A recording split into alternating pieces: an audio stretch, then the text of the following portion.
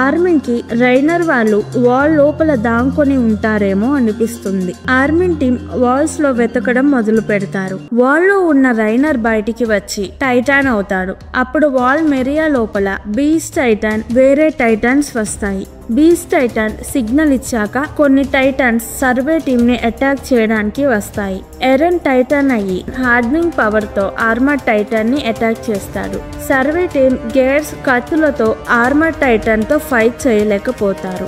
అందుకే thunder spear అనే కొత్త వెపన్ ని క్రియేట్ చేసుకున్నారు. సర్వే టీమ్ థండర్ స్పియర్స్ తో ఆర్మర్ టైటాన్ ని ఓడిస్తారు. ఆర్మర్ టైటాన్ గట్టిగా అరుస్తుంది. ఒక బ్యారెల్ లో బెర్తోల్ట్ ఉంటాడు.